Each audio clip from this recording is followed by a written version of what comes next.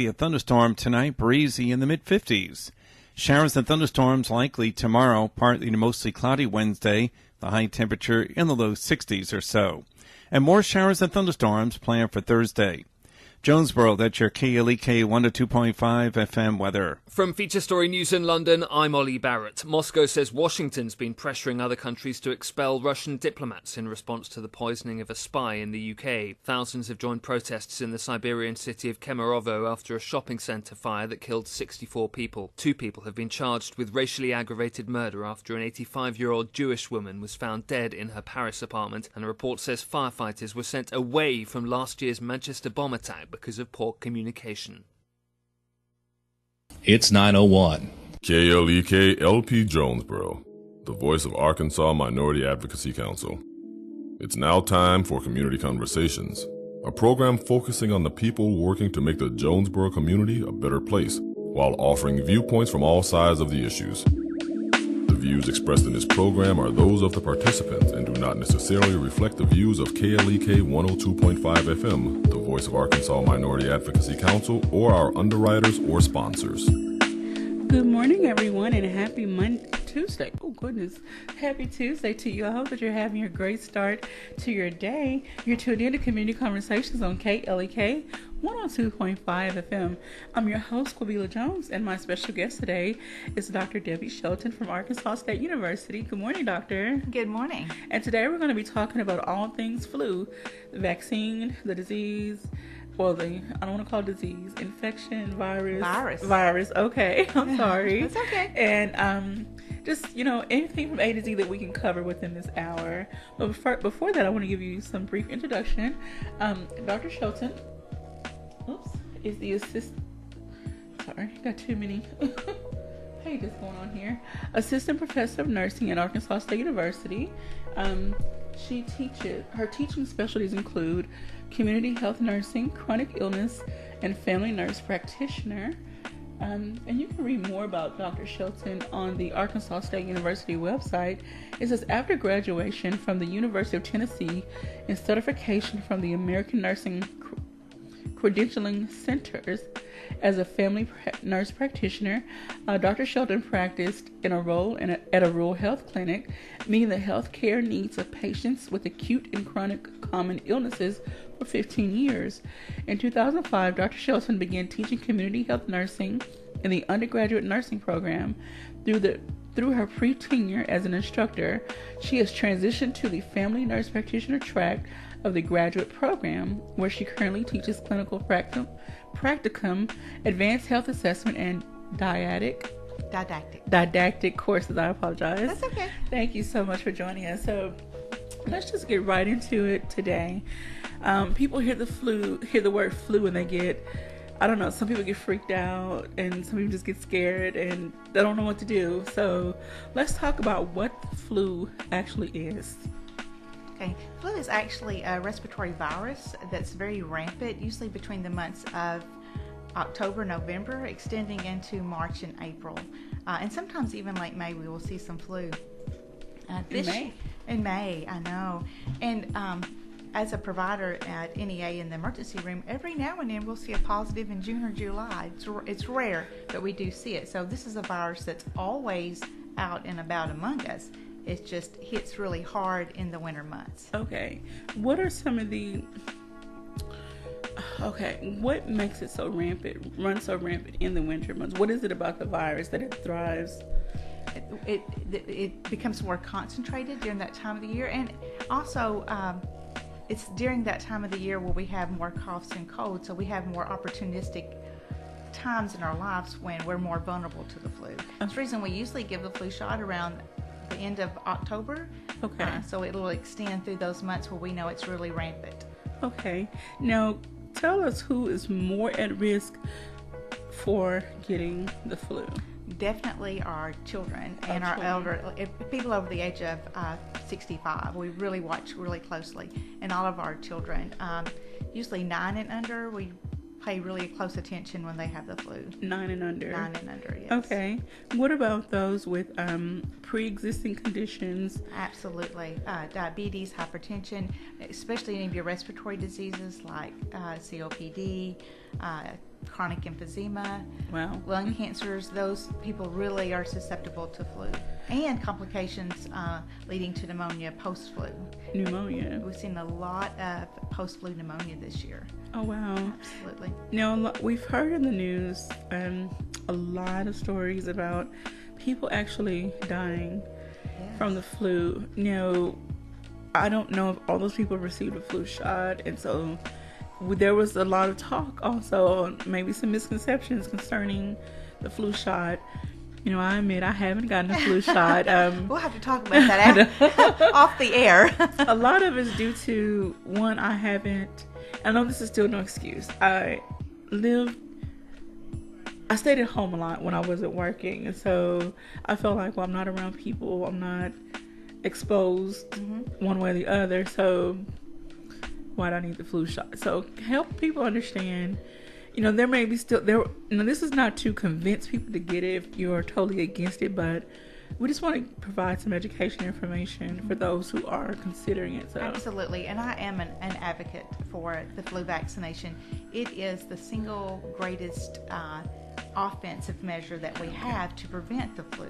And I understand that there are, and I hear this every day, people who say, it makes me sick. Well, it's a dead virus. It's not going to make you sick. One of the misunderstandings that we have with the flu shot is when you're injected with that dead virus, it takes your body a few days to build some immune system. So it's normal the next 2 or 3 days that you may be tired. You're not going to be sick, but you may feel tired as your body processes that and begins to build the antibodies against that flu virus. So that's a natural response. Fever, sore throat, those kinds of things are not a natural response. But, this year, we've heard a lot of conversations about how ineffective the flu vaccine was. Okay.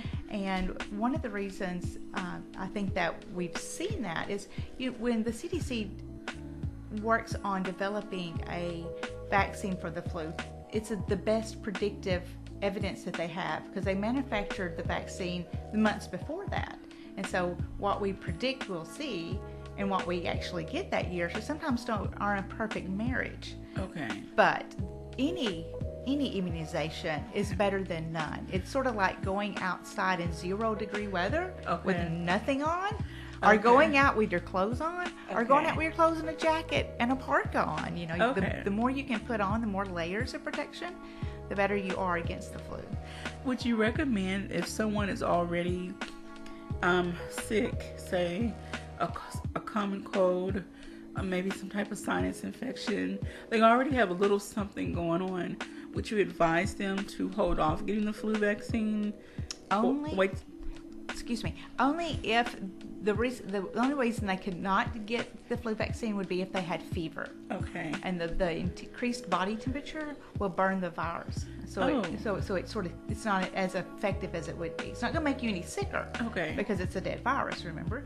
But it can not be as effective if you're febrile when you're injected.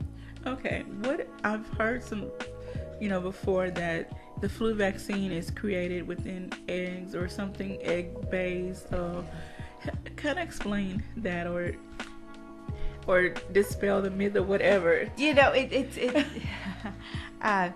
This year, and I don't know the specifics because but they are incubated. The virus inside an egg. In the yolk of an egg, and so sometimes people with egg allergies cannot. But this year, and I think last year as well, the vaccine was tempered and manufactured where people even with egg allergies could take that vaccine, and so that's no longer an excuse. Okay. Because we do say people say well, I'm allergic to eggs, so I can't. Well, this year, I don't know that the manufacturing's changed any, but there have been precautions put in place to assure people with egg allergies that they can take the vaccine. Okay. Again, we're speaking with Dr. Debbie Shelton from Arkansas State University, and we're talking about all things flu. If you have any questions or comments, you can give us a call at 870-277-1080, or you can leave us a message on our Facebook live stream. I want to thank everyone that is watching, for checking in. If you have any questions for Dr. Shelton, please drop them in our Facebook live stream comment box. Okay, so you say that, the flu vaccine won't necessarily give you the flu, which some people feel. They do. Now, let's talk about, unfortunately, there have been quite a few deaths. Some were linked to those who had gotten the flu vaccine. Mm-hmm. What could have been the issue? I know not knowing their particular case makes it hard to speculate, but based on your experience as a nurse, what could have been some of the issues linked to their deaths? Well, most of the deaths that have occurred in Arkansas. Now, keep in mind, we've had 52,000 cases in Arkansas. 52,200 cases. That was the last Arkansas Department Health number. So that's a lot of cases. One thing that I noticed about the flu this year, being a provider as well, was the pain. Okay. That was a lot different. Usually people have a sore throat and cough. I don't feel well. I'm tired. I'm just, I just feel sick. And they look sick. And they'll have a high fever. This year, one of the most common complaints that I had was pain. And I chuckle because these are 30-year-old men. They are 25-year-old women, and they're crying and they're saying, "My body hurts all over. Can you and I tell them that you have the flu. They're like, but something else has to be going on because my body is hurting so bad. So that's one of my pitches to get the flu shot. Remember that we never want to have this kind of pain again when there's a prevention for that. So please, and so many of the people that I've cared for with the flu this year were not vaccinated. So we have to do a better job in our state, in our region, in our county, in getting our citizens vaccinated. Now, you and I both have some familiarity with rural health care. Absolutely. Mine is less than yours. I was a teenager working in a local clinic, but nonetheless, I have utilized also a rural health care setting. So, with the disparities that are there, do you feel that more education is necessary as far as reaching out to those counties, those areas where there's not a lot of access? Absolutely. And what we see, especially in the county that I'm from, which is Poinsett County, we have so many social determinants of health that make our citizens less willing to accept information and education. So I think that we do need to do a better job on a local level. We can do a lot of big clinics in Jonesboro, but for the little person who's living in Toronto, Arkansas, or Whitehall, or Wiener, it's very hard for them to understand the flu shot's not going to make me sick. I need to get it because I have COPD, or I'm taking care of my mother who has COPD, and maybe I don't get out much, but I do go to Walmart every day or every once a week and get her groceries, and so therefore I am exposed to that and can bring that home to mother. So, and just that one time is all it takes. There is a reason they put those wipes inside the grocery stores. You should use them on your cartons. I'm a stickler for hand sanitizer.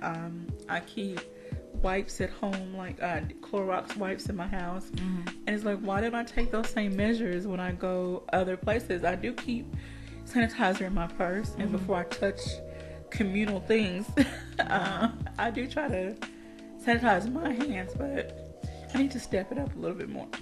Now that I am getting out and about more and more, I need to step it up because not everyone practices the same sanitation practices, right? And people may not know they're sick.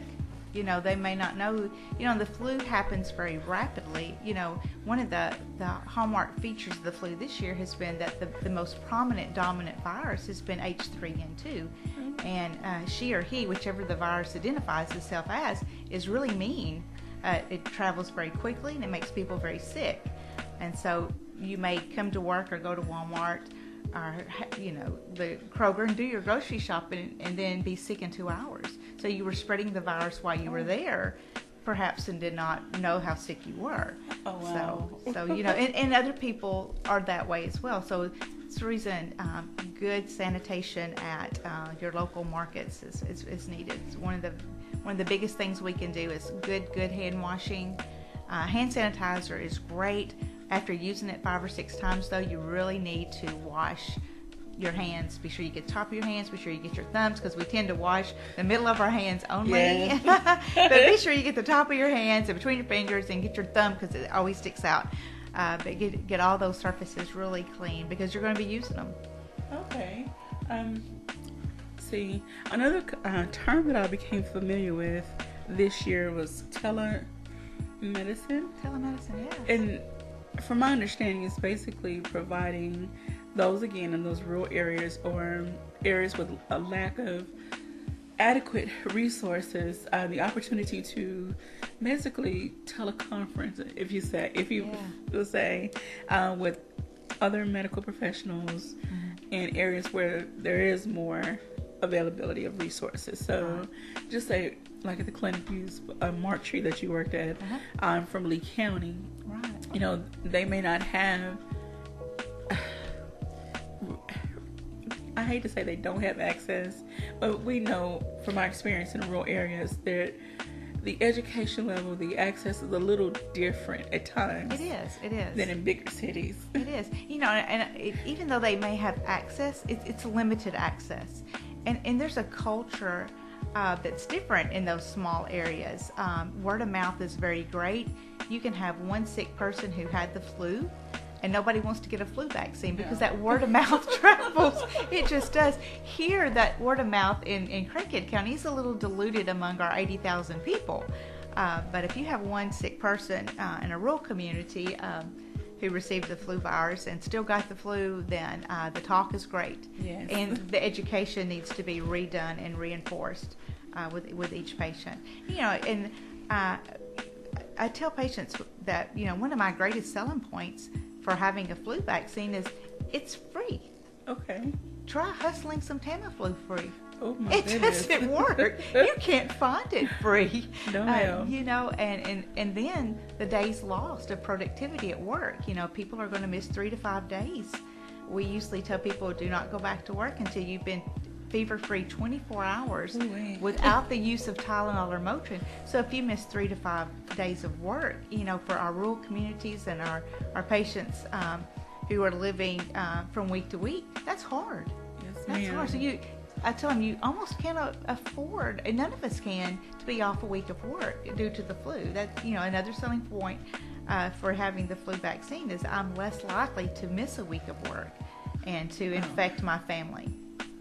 Wow. Oh, wow. So, you know, the economic, you know, and then Tylenol, then the Motrin, and then the cough suppressants that people, you can spend, $30, $40 in the over-the-counter aisle at Walmart. ma'am. You know that. Yes. At Walmart, trying to treat yourself. And, you know, and with the flu, other than Tamiflu, it is rest in fluids. So your Pedialyte, your Gatorade. So you can easily spend a couple of $100 and miss 3 or 4 days of work due to the flu. And the vaccine was free. Okay. So economically speaking, it's just a good choice. And if it protects you, we know that our vaccine against H3N2 was about 16% effective. Okay. That's still better than none for me. I'll take that. And about 60% effective against H1N1. Okay. So that I'll take that. Throw those two viruses in together. That's good enough for me. All right. So let's talk about some preventative measures. I know we kind of got into, of course, washing your hands and, you know, sanitizing and just being more mindful of your everyday practices. And there's only like 2 minutes left in this segment, so we'll get, you know, as far as we can. But as far as when you notice a tickle in your throat or you notice something's going on, or what are some other preventative measures that people can take to, I mean, I know it's probably impossible to not get something, but I think that the most important thing that I could tell patients, if you think you have the flu, when the first onset of fever, other than seeing your provider, you need to stay home. okay. You do not need to be out getting things. You do not need to be out in the Dollar General stores or sending your kids to school or showing up at work. if you work with people age 3 and 2, which we know is so dominant this year, it was so easily spread. Okay. So very contagious. One of the most contagious virus bugs we have. So stay home. Stay home. Stay home. Keep your children home. Oh, okay. Keep your So children if one parent gets, has a fever, and it seems like it's the flu virus, everyone needs to quarantine themselves? I would. Okay. Because it's been rampant. We've seen entire families infected. Mom, dad, 2 kids, 3 kids, all in the emergency room, all in one room. Oh, wow. Whole family. So if someone has the flu, and I know this may seem extreme to others, should they wear a mask or protective so they're not spreading? Absolutely. Because the only reason the virus can be spread is through respiratory and through contact. And we don't know how long it lays dormant. We think 2 to 3 days. That's what the CDC website will tell you, 2 to 3 days. So, you really have to think about the traffic we have in our county when you go into a place. How many people have been here in the last 48 hours? It's astronomical. And that's the reason we see so much spread so quickly, especially among our schools, where kids are touching the same surfaces every day and breathing the same air. Yeah. Oh, wow. Okay, so we're going to get ready for a quick break. Sure. When we come back, I'm going to pull up the CDC's website, and we'll just kind of go through some other things that are mentioned, maybe some statistics, and see where the conversation goes from there. Thanks. All right, you're tuned in to Community Conversations on KLEK 102.5 FM. Don't go anywhere. We'll be right back after these announcements.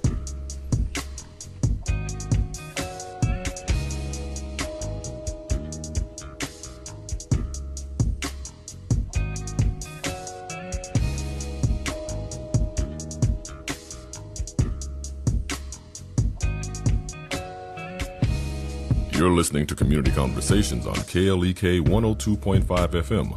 We'll be right back.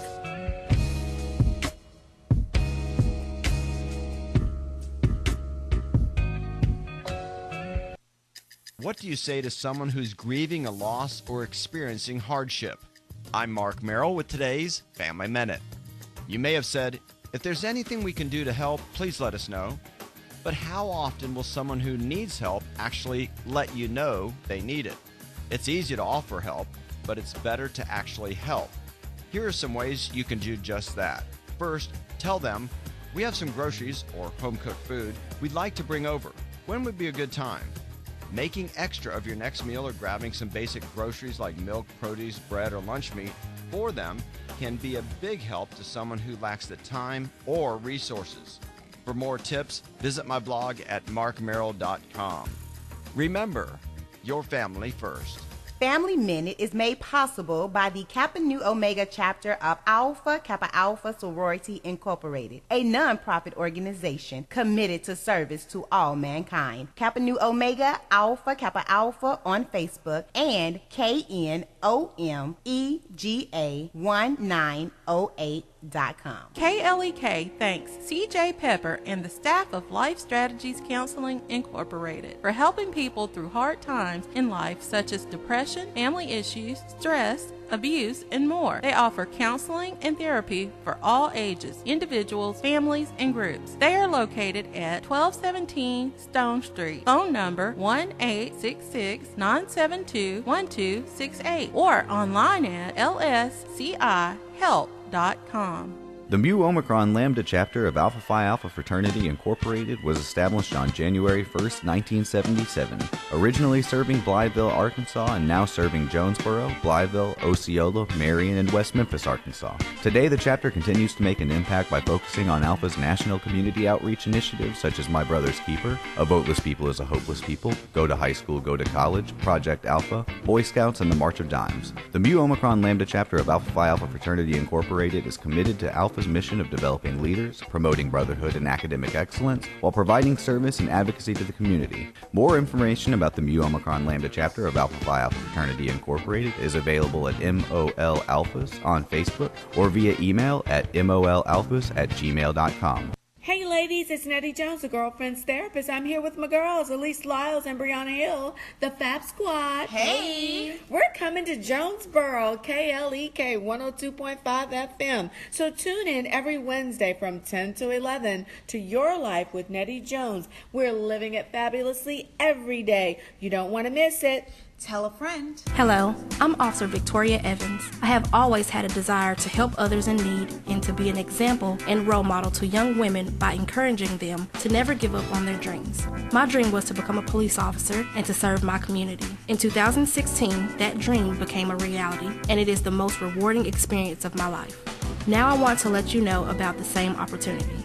The Jonesboro Police Department will conduct testing every month for patrol officers. Applications are available online at jonesboropolice.com or at the Police Department, 1001 South Caraway Road. The Jonesboro Police Department offers a competitive salary, health, and retirement benefits, top-of-the-line training, and most importantly, the chance to make a difference in the Jonesboro community. Join me in making Jonesboro a better place. The Jonesboro Police Department is an equal opportunity employer, and women and minorities are especially encouraged to apply. More information is available at 870-935-5657. Celebrating Women's History Month on KLEK 102.5 FM. Here's your Women's History Moment with Dr. Sharice Jones Branch. This is Dr. Sharice Jones Branch, and this is your Women's History Moment. Born into a wealthy black abolitionist family in Philadelphia, Pennsylvania, Charlotte Louise Fortin was a famous writer and poet. She was a relative of James Fortin, one of the wealthiest blacks in Philadelphia, who amassed a fortune in the sail-making business. Her family were abolitionists.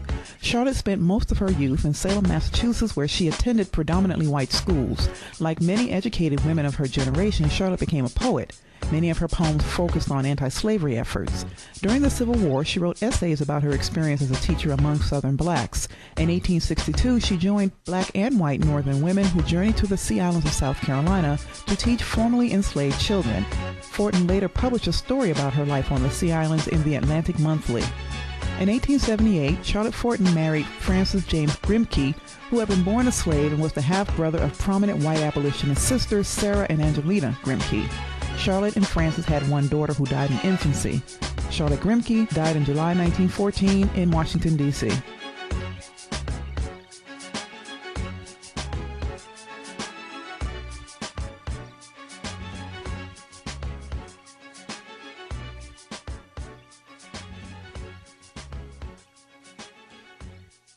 And now back to Community Conversations on KLEK 102.5 FM. All right, welcome back to Community Conversations on KLEK 102.5 FM. I'm your host, Kalila Jones, and I'm speaking with Dr. Debbie Shelton from Arkansas State University, and we have been talking about all things flu. In the first part of this show, we talked about the vaccine, some preventative measures. She gave a few statistics, but we're going to get deeper into this discussion.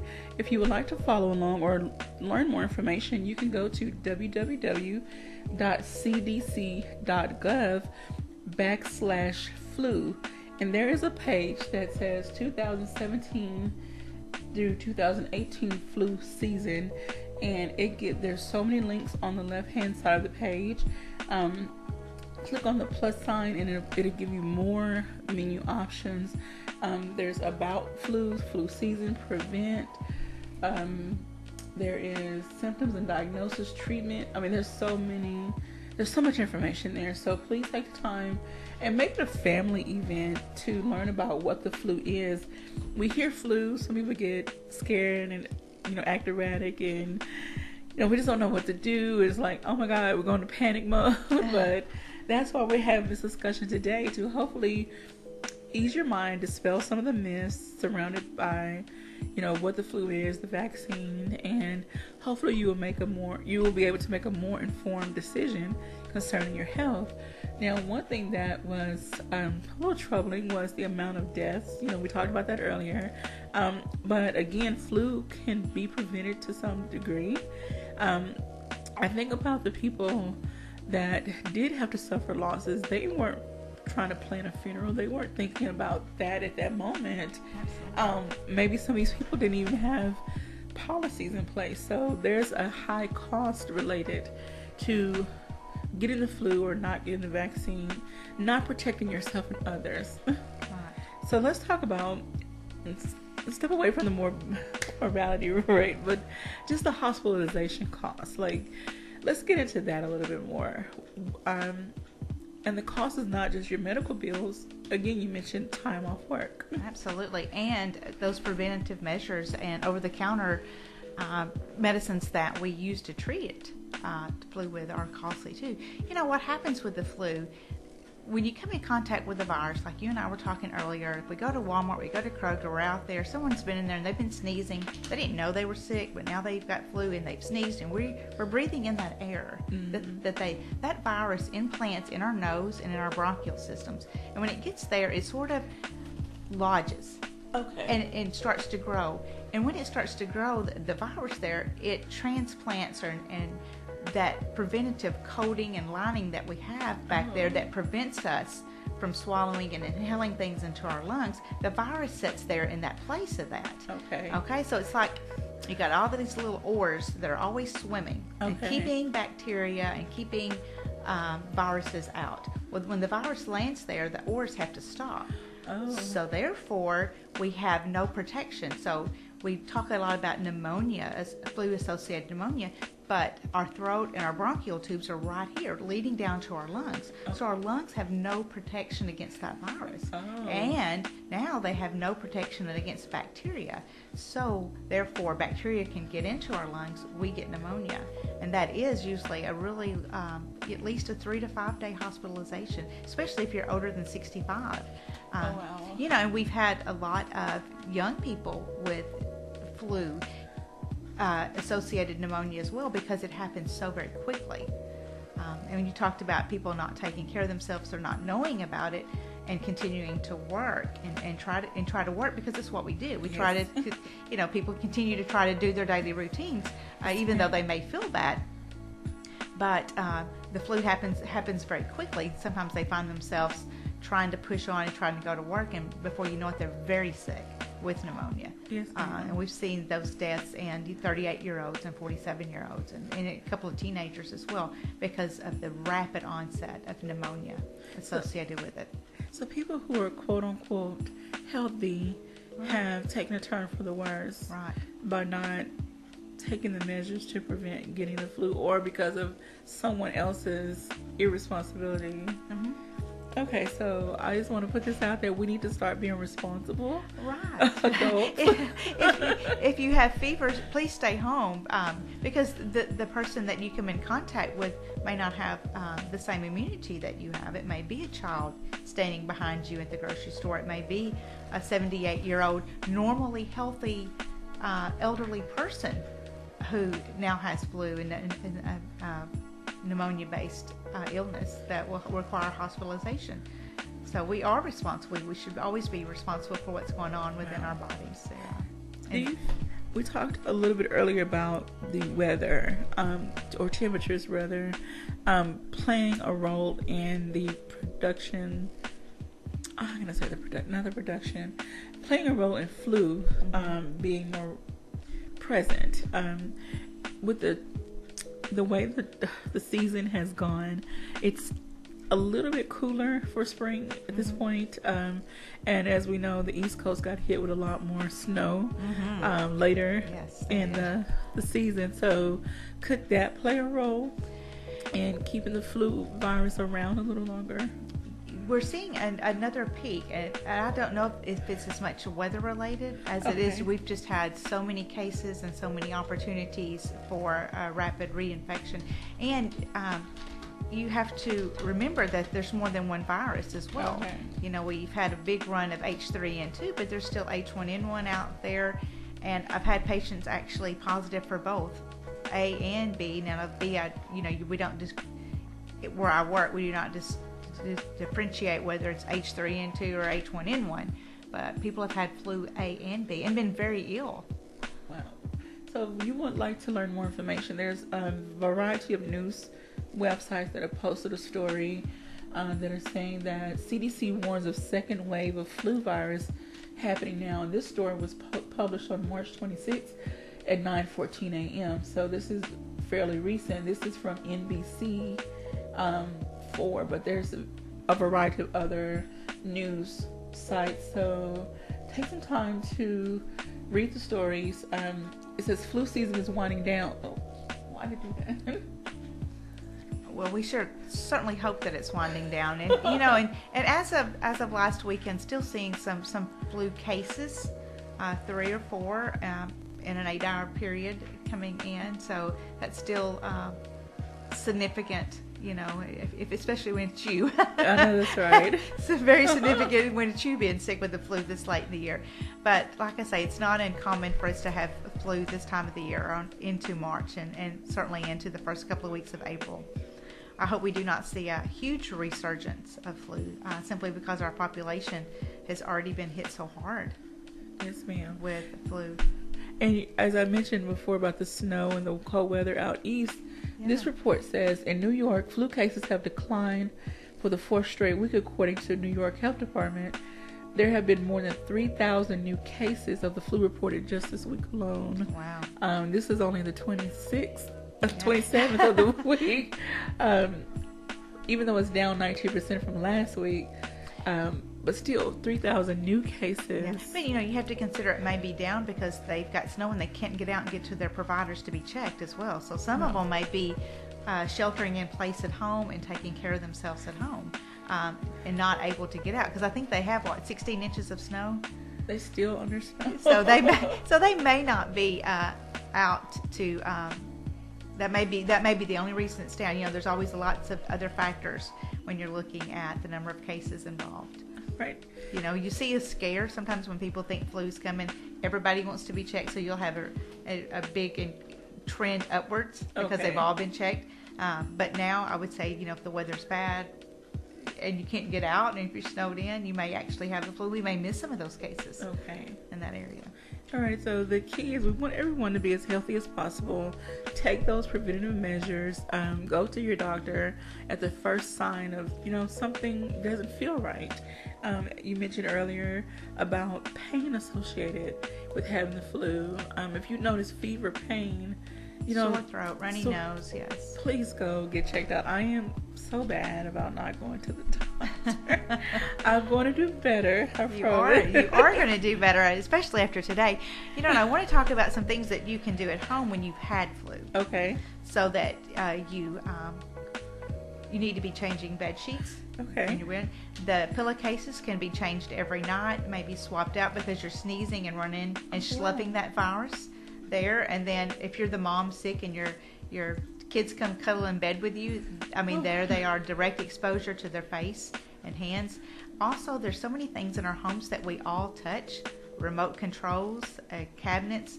The appliance at my house that gets touched a lot is the refrigerator door. We're always opening the refrigerator. I hear it all the time. And so, talking about cleaning hands, but we also need to clean those surfaces that we all share. Doorknobs to bathrooms, to bedrooms that everybody touches. Microwave handles, for refrigerator door handles.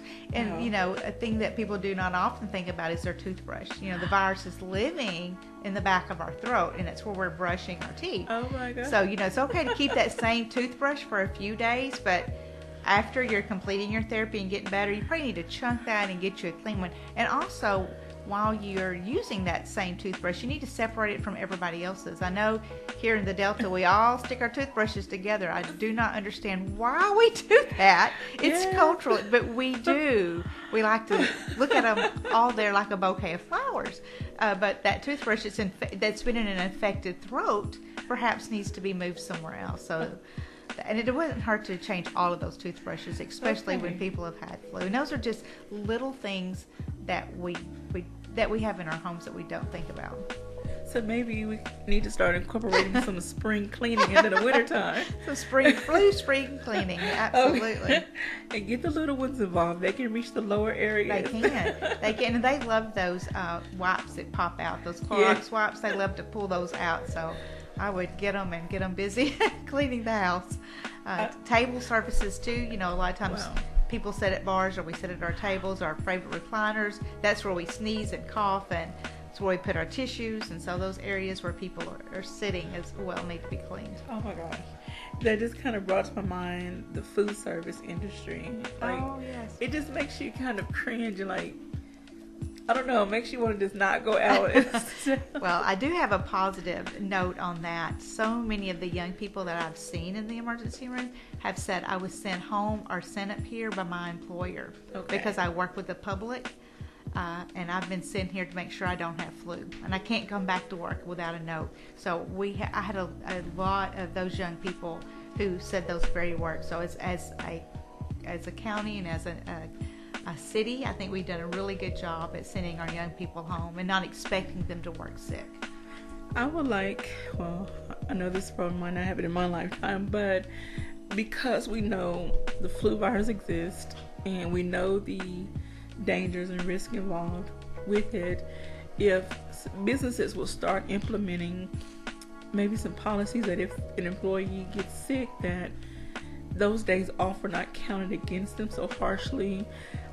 Maybe they can use some of their PTO time, or they can, when they first start the job, start building up to, okay, here's some sick days you have available that you can still get paid when you're off. Absolutely. Versus just missing days and not, and that's without running the risk of not getting paid, which I think is a lot of reason people try to push themselves to go to work, because I don't work, I don't get paid. Yeah. I can afford to have my check short because my bills are set up this way. I try to tell them, you're going to miss a couple of days. You just are going to miss 2 to 3 days of work. So, a lot of our industries work on a point-based system. One absence is 1 point, another absence is another point. But an absence can be 2 to 3 days long. Okay. And so I try to tell them it's only 1 point if you stay home 2 or 3 days. That gets you to the weekend. You can go back Monday. If you try to go back and you feel so bad you can't and you get sent home, that's 2 points. And so try to be conscientious with your health. You are not going to be able to physically work doing manual labor for the next 2 days. Your body is not going to be able to repair. Flu, whether it causes pneumonia or not, still causes damage. Okay. It does. It weakens our immune system. It makes us tired. We do not have the stamina to work. And so if you're going to miss 2 days, go ahead and take that 1 point for those 2 days, rest, get caught back up, get yourself hydrated, then go back to work and be able to go back at maybe 85 or 90 or 100% rather than trying to go back at 30 and 35%. And here in the Delta, we have such a strong workforce, people who really want to work and don't want to miss work. And so I try to strategize within their work ethic to keep them working. Okay. Economically as well, so that they don't lose all their vacation days or their sick days or all their points. Okay. And they tell me I only have 1 point, and I know what that means, having grown up in Poinsett County and worked there for a long time. I know what points are. And nobody wants to lose it. Nobody wants to lose a point for one illness. 1 flu, one point. And I do want to point out also on the CDC's website, there, if you're under the section about flu and you go down to symptoms and diagnosis, there is a section that says flu versus cold. If you click on the symptoms, and then there's a little chart that says flu versus cold, so that way you'll know if you have the flu versus just having the cold virus. And I'm not going to read all of them, but looking at this, the symptoms are not related. There's enough distinction that if you read this list, you would know whether I have the flu or just a common cold. So I would advise people to please take some time to go to the CDC's website, look up flu, look up all other things as well. It's great to be informed. It is. So that you can take those preventative measures to get the help you need. And one thing about, you think you have a cold, that first couple of hours you may not know the difference, but a cold's going to, that common cold's going to get there in your nasal cavities and in your throat, and your head's going to feel full, but it's going to stay there for a couple of days. The flu is going to really take off with fever after that, a really sore throat, body aches and pains, and so the trajectory of the disease will really move quickly if it's the flu versus the cold, which will just stay at that, that plateaued state of I just really feel bad before you start feeling a little bit better. High fever, we've seen a lot of high fever, 103, 104, and these are in adults and these are in kids. So we've had some really high fevers, and we don't tend to see a lot of high fever with a common cold, but maybe more of a low grade 99, 100. Okay. I just don't feel well kind of feeling. And isn't the presence of a fever usually a sign of an infection? It can be, but Okay. sometimes viruses will cause that fever too. Okay. And viruses can be self-limiting. You know, we have other viruses as well, like the norovirus, which causes gastroenteritis, the nausea, vomiting, diarrhea, Oh, wow. and it'll cause a little low-grade fever too. Oh, So goodness. sometimes with the flu, people will come in and they'll think, I've got the stomach virus, and as they're in the ER in the doctor's office, then their fever gets a little higher, and you'll think, no, you've got the flu. So sometimes Okay. they may all start out looking the same, but a couple of hours, 8 hours, 12 hours, 24 hours into it, you're pretty well going to know that this is not like any other cold I've Okay. ever had before. I may need to see someone quickly. Okay. And again, this is cdc.gov and /flu. And there is so much information listed here. You can join their email list to get weekly updates. Please take the time to go through this list, and wow, there's so much information here. There's a ton of information, and one thing, the CDC does such a good job on public health announcements and trying to make the literature where it's readable for the public. You know, certainly if you have family members who are not have a high literacy rate in health, certainly try to do some interpretation for them so that you can take care of your family and keep our community safer. There's also a link that I see I like. It's schools, businesses, and travelers. So there's 3 different sections. Information provided for, I guess, if you work or go to school, or in this is child care providers. There's a section for travelers. So again, if you're out and about away from home, how to take those preventive measures. Again, we can't stress enough preventative measures. And wash your hands, especially. I'm thinking, when you're talking about traveling, I'm thinking airports. Oh my, how many people pass through the guardrails and up and down the stairs? So be sure that you're washing your hands or keeping your hands to yourself. A lot of times I'll just put my hands in my pockets because I know where my pockets have been. Yeah. As I walk through the airport, it's hard to do when you have luggage, that so, but just always being mindful of where your hands are and what they're touching, and who else has touched those in the last 8 hours, and as well as our infrastructures like to keep things clean. There's no way to clean behind every single person in an airport. That's just not even a reasonable expectation. So Okay. you know that everything has at least 8 hours worth of people in it. I think that's a safe assumption. Okay. We're going to take another quick break. When we come back, we'll just wrap up our discussion. Please don't go anywhere. You're tuned in to Community Conversations on KLEK 102.5 FM.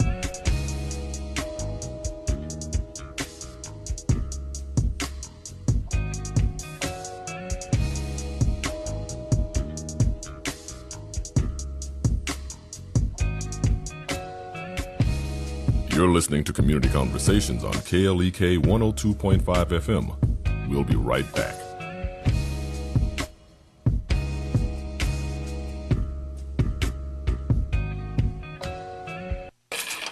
We're back with Money Matters. I'm Alfred Edmond Jr. Our Think Wealthy quote of the week comes from educator, author, and wealth expert Dr. Dennis Kimbrough, author of The Wealth Choice: Success Secrets of Black Millionaires. The wealthy make money while the rest of us make excuses. If you knew who walks beside you on this journey called life, you would never doubt or fear again. The truth is, it takes courage to get out of your comfort zone, challenge your beliefs, and defy the status quo that is the tyranny of your own mindset. The bottom line is that if you want different results, you have to make different choices. As I never tire of saying here on Money Matters, you can't change your money if you won't change your mind. The greatest resource in the world is the passionate, committed mind. What have you been sent here to do? Get more lessons of wealth from Dr. Kimbrough at DennisKimbrough.com. I'm Alfred Edmond Jr. for Money Matters, a product of American Urban Radio Networks. Money Matters is made possible by the Jonesboro Alumni Chapter of Delta Sigma Theta Sorority Incorporated, a nonprofit organization dedicated to uncompromising commitment to communities, service, leadership, empowerment. www.jonesboroalumnidst.org. Money Matters is brought to you by Bancorp South, offering checking, savings, loans, credit cards, and wealth management. 5 locations in Jonesboro to serve you. www.bancorpsouth.com or 870-972-9800. Now it's even easier than ever to support KLEK 102.5 FM. If you love what we do and want to support us, you can now donate by simply sending a text message. That's right. All you have to do is text the keyword GIVE to KLEK to 844-544-7171. Once again, text the keyword GIVE to KLEK to 844-544-7171 to make your donation. And don't worry how to spell it. Either way you spell it, whether using the number 2, letter T-O, or T-O-O. If you text GIVE to KLEK to 844-544-7171, you will be able to make your tax-deductible donation. We're your community radio station where it's all about your life, your music. Don't forget, text GIVE to KLEK to 844-544-7171.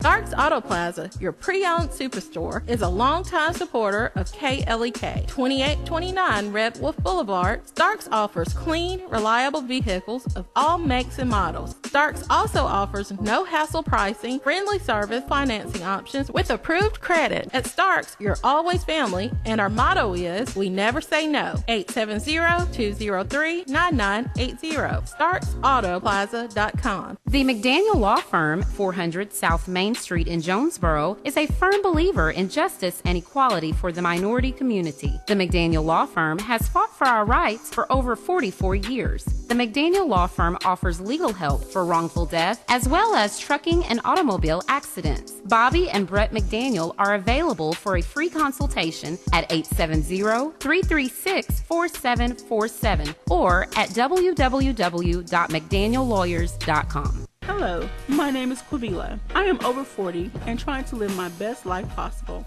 but I have secondary lymphedema. It has truly altered my life. The most frustrating part of this is that it went undiagnosed and improperly treated. After enduring several surgeries, I was told in a nonchalant way that maybe losing weight will help. I urge you to listen to your body, do your research, and talk to your doctor. Don't waste time on getting the help you need now. At 33, a wife of 17 years and 3 children, my name is Kara Maxwell. I was diagnosed with lymphedema after the treatment of breast cancer. Learning about the lymphedema diagnosis is on the rise in the medical community, although there is the least interest of research. Learning I have lymphedema inspired me to become an advocate. Be aware. House of Details, located at 3217 Herb Street, Suite C, is a proud supporter of KLEK, offering detailing on any type of vehicle: waxing, clear coat protection, basic wash, hand wash, shampoo, interior cleaning, buffering, headlight restoration, pickup, delivery, and more. With a motto of, anything mean, we can clean. Details available via Quentin Bogard at 870-273-5187. House of Details on Facebook and houseofdetailsjonesboro.com.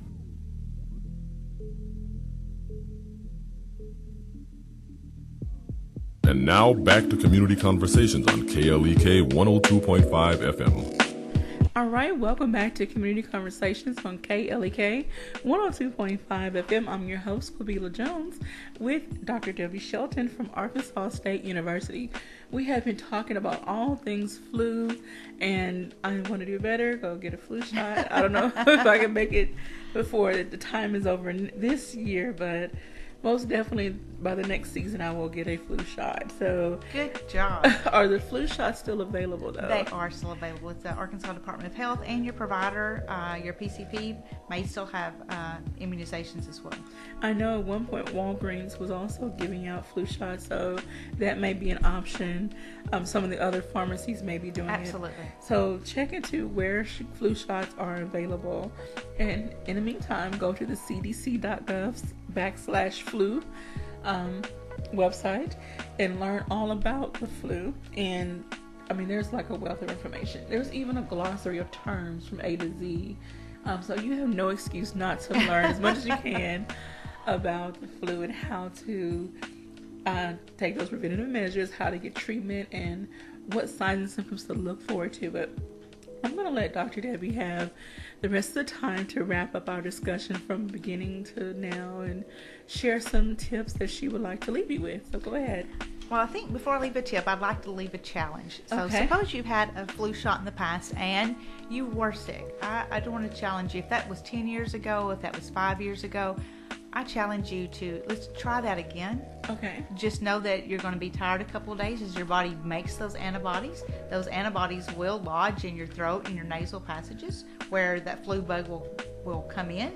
So as your body works to build those antibodies, you're going to feel tired. Know that that's a really good flu shot you got if you feel tired a couple of days afterwards, okay? So that's a normal body response, and that's what you want to happen. I never noticed that I've got it, but I hear colleagues who say, I was a little tired the next day. That's expected. But if you've not received a flu vaccine in a couple of years, give us another shot at that. Okay. Give us another shot. Let us prepare your body to fight a vaccine or to fight a virus that can be deadly. Okay. And as we've known this year, the flu is very unpredictable. We did not see this flu season coming this year, and we've had deaths. We've had 203 deaths just in the state of Arkansas, with 198 of those deaths being in our elderly patients, and the remainder being our pediatrics. So I challenge you, give us another shot, give us another try. Take you some Motrin for the next couple of days after you get the flu shot. See if you can bear through it. I think that the discomfort you will have after the flu shot does not even compare to the discomfort, the loss economically, that missing work and paying for medications that you would have to expend should you get the flu. And next season may not be as bad, but next season could be worse as well next year. So give us another try, give us another chance to prove to you. Alrighty, and I want to challenge everyone to be a little more conscious of your sanitation method. Like, wash your hands, sanitize your hands, keep sanitizer in your purse, in your car, Lysol, Clorox wipes, whatever it takes. Cover your mouth and nose when you sneeze and cough. With your elbow. Yes, with your elbow. And if you can't catch your elbow and you have to do your hands, immediately wash or sanitize. Please don't spread it to somebody else. And for those with already vulnerable immune systems, please, please, please take measures to prevent yourself from getting sick, because as we've seen, the virus can get worse, make things worse. It sure can. It can take a chronic illness and cause a death. Take a chronic illness and expend an exacerbation that lands you in the hospital for 5 to 7 days. So absolutely, lots of complications that can occur. All right, so we want to thank you so very much for coming, Dr. Debbie, and I hope that we can have you on to talk about more health-related topics. There's always something to discuss in the health field, and we want to keep our listeners and viewers as informed as possible. So please brainstorm some ideas and things that are current in the news. Please come back and let us know what's going on so that we can stay up to date. Thank you. All right, so before we go, any final shout outs, anyone that you want to say hi to? Hey to my family. Thanks for listening. And want to say thank you to Arkansas State University. Absolutely. If those of you watching the video, you may have seen the picture going on. Community Conversations is sponsored by the Multicultural Non-Traditional Student Services Center and Career Services. I want to thank them for sponsoring Community Conversations, which airs Monday through Friday from 9 to 10 a.m. So stay tuned. Tomorrow we have another special guest. Thank you all for listening and watching. I apologize, the video was a little wonky today, but hopefully we get those kinks worked out for tomorrow. Everyone have a great and blessed day.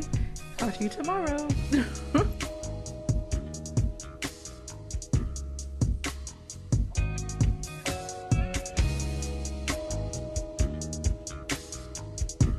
Thank you for listening to Community Conversations on KLEK 102.5 FM, a program focusing on the people working to make the Jonesboro community a better place while offering viewpoints from all sides of the issues.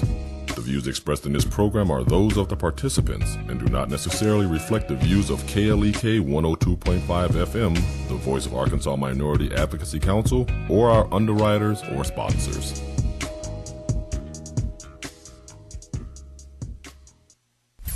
KLEK LP.